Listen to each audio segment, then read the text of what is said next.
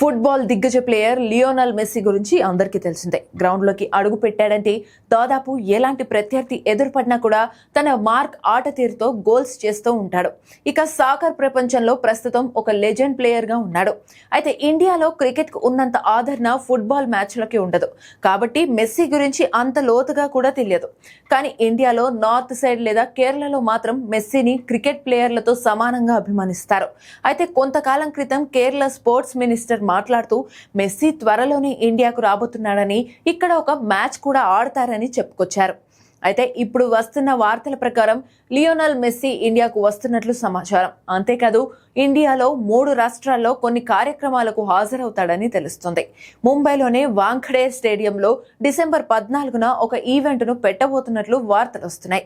అందుకోసం ఇప్పటికే Mumbai cricket association ను సంప్రదించినట్లు సమాచారం. ఇక ఈ ఈవెంట్లో మెస్సీతో పాటు ఇండియా క్రికెట్ సూపర్ స్టార్స్ కూడా పాల్గొనే అవకాశం ఉన్నట్లు తెలుస్తోంది. ఇప్పటికే ఈ ఈవెంట్ కి సంబంధించిన పర్మిషన్ కోసం అపెక్స్ కౌన్సిల్ కూడా సమావేశమైనట్లు ఎంసీఏ అధికారి ఒకరు వెల్లడించారు. ఇక ముంబైతో పాటు మరో 2 సిటీల్లో మెస్సీ పర్యటించనున్నట్లు తెలుస్తోంది. కోల్కతా మరియు ఢిల్లీలో కొన్ని కార్యక్రమాల్లో పాల్గొంటారని ఈవెంట్ ఆర్గనైజర్లు తెలిపారు.